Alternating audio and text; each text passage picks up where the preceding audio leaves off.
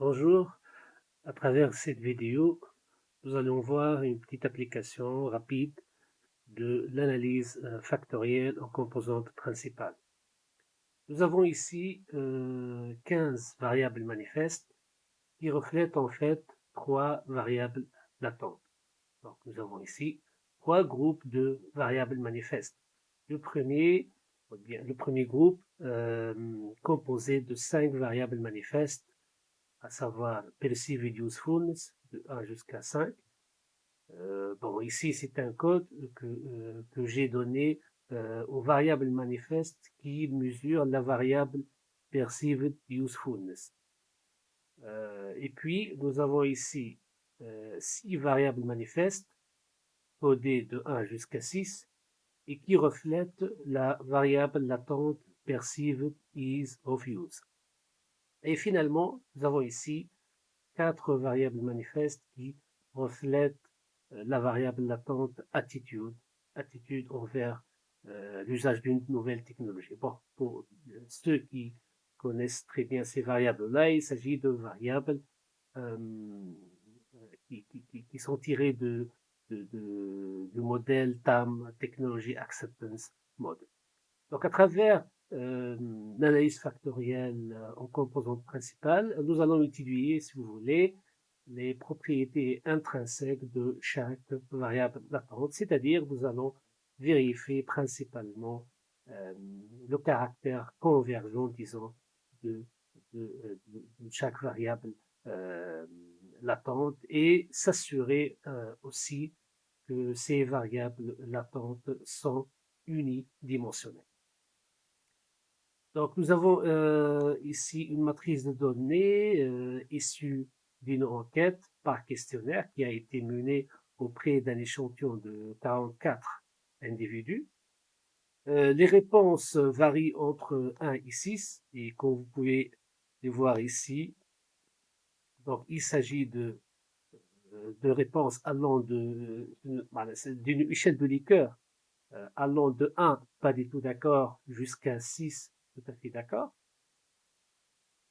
En fait, pour effectuer une analyse factorielle en composantes principales, il s'agit tout d'abord de cliquer sur le bouton Analyze et puis aller directement à Dimension Reduction et là, vous voyez Factor. Donc, nous allons cliquer ici pour effectuer l'analyse factorielle en composantes principales.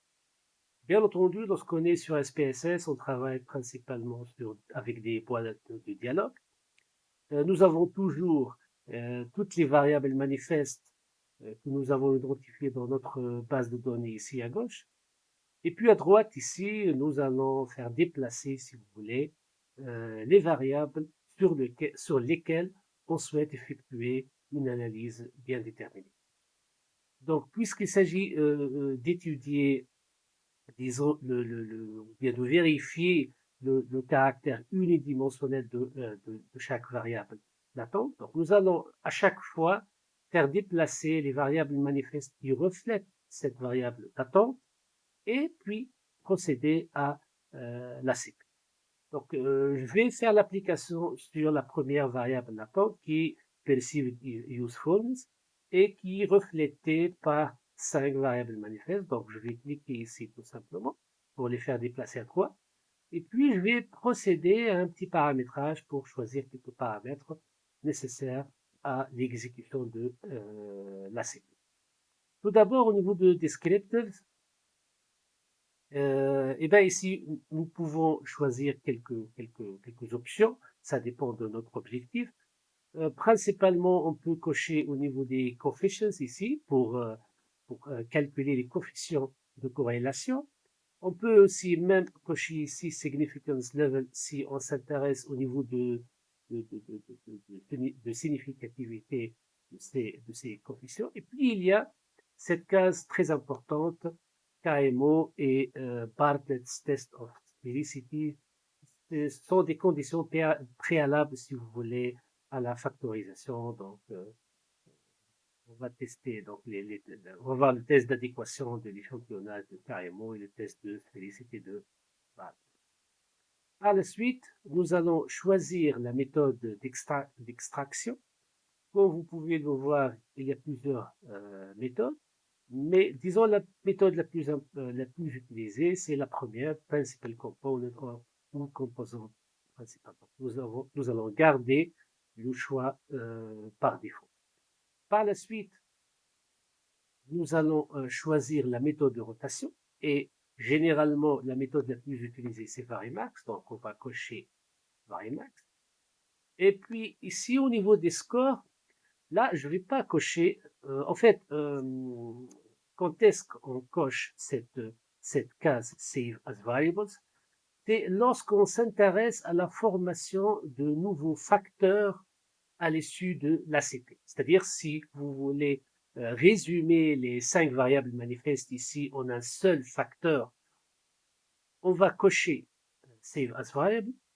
Lorsqu'on coche cette case, eh ben, SPSS, lorsqu'il va effectuer les analyses, il va enregistrer, il va créer une nouvelle variable manifeste, donc il va ajouter dans la matrice de données une nouvelle colonne, et au niveau des matrices des variables, il va ajouter une nouvelle ligne qui correspond à une nouvelle variable manifeste qui n'est que le facteur qui résume les 5 variables manifestes que je suis en train d'analyser. Bon, ça dépend si nous voulons vraiment ajouter cette nouvelle variable ou pas. Donc, c'est pour cela que pour mon cas, je vais pas cocher parce que je vais m'assurer uniquement donc du caractère unidimensionnel de la variable PSI useful. Et puis, au niveau des options, là, généralement, c'est lorsqu'on veut changer les paramètres ici, au cas où nous avons quelques valeurs manquantes. Vous savez, au niveau des réponses au questionnaire, parfois, le répondant, il oublie de cocher ou bien de répondre à une question. Donc, dans un questionnaire, si nous avons une case vide, c'est-à-dire une question sans réponse, eh ben, pour ne pas perdre toute l'observation, on peut choisir Replace with me, c'est-à-dire qu'il va remplacer la donnée manquante par la moyenne des réponses. Une fois nous avons terminé donc le paramétrage, on va cliquer sur OK et là nous avons l'output avec tous les résultats. Donc tout d'abord nous avons la matrice de corrélation. Ici ce sont les questions de corrélation. Et puis ici nous avons le test de significativité. Généralement, on travaille sur un test de 5%, donc on essaie de comparer les valeurs obtenues à 5% pour juger de la significativité. Et puis, nous avons un petit tableau pour résumer les tests du KMO et de tests de sphérécité de Bartlett. Donc, nous avons dans la première ligne la valeur du KMO. Et puis, pour le test de sphérécité de Bartlett, on va s'intéresser principalement à la significativité de ce test. Et comme vous le savez, donc généralement le KMO, ça devrait être supérieur à 0,5 et ici, il faut que la significativité, donc la valeur soit inférieure à 5%. Et puis ici, nous avons les communalities, les communalités. C'est aussi une autre condition à vérifier avant de passer à la lecture des résultats de l'ACP. Et bon, ici, au niveau des valeurs, ça dépend. Donc, il y a des auteurs qui disent que cette valeur doit être supérieure à 0,5. Il y a d'autres qui disent que cette valeur doit être supérieure à 0,4.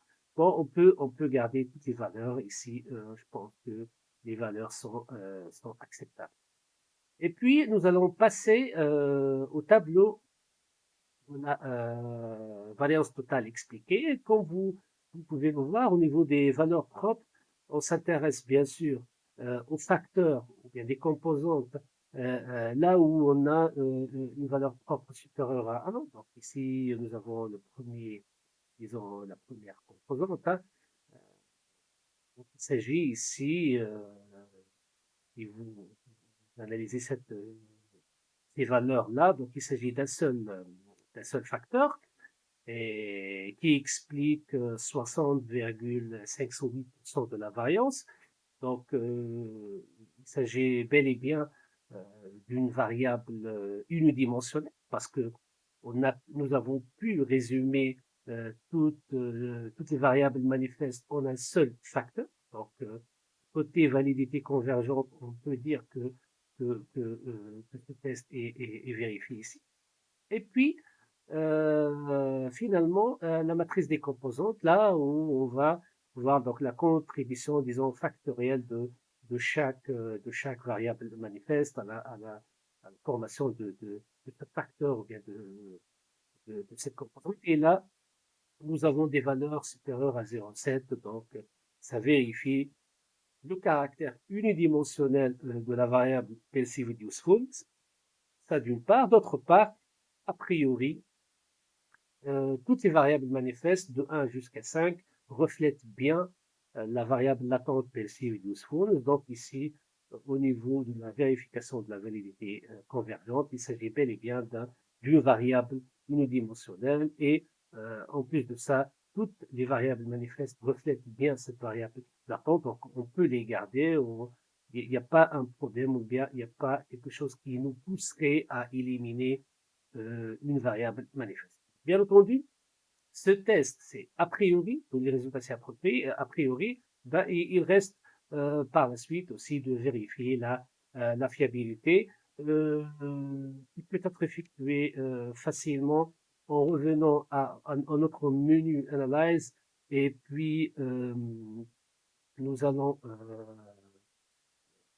cliquer sur Scale et Reliability Analysis. On va retrouver les mêmes fenêtres ou boîtes de dialogue. Donc, comme d'habitude, nous allons choisir les variables manifestes en question. Nous allons les faire déplacer à droite. Et puis, tout simplement, donc, vous avez ici alpha, donc ça, il va calculer la valeur de alpha de compact. Et par la suite, nous avons les résultats qui s'affichent sur le même output, hein, dans le même fichier. Et ça, c'est très important. Ça nous facilite par la suite euh, la procédure de copier-coller les résultats dans notre document. Et nous avons ici, voilà, la valeur d'alpha de compact. Bon, pour rappeler, donc, il a pris les 5 variables manifestes, ou bien les 5 items.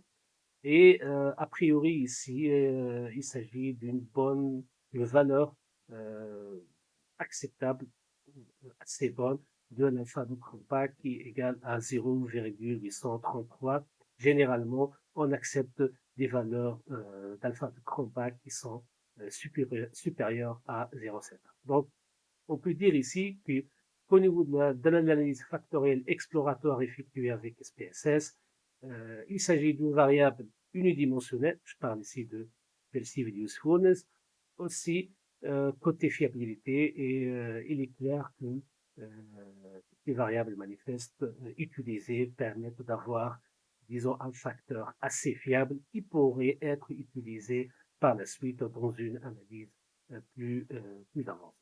Voilà, ça sera tout. Merci pour votre attention et à la prochaine vidéo.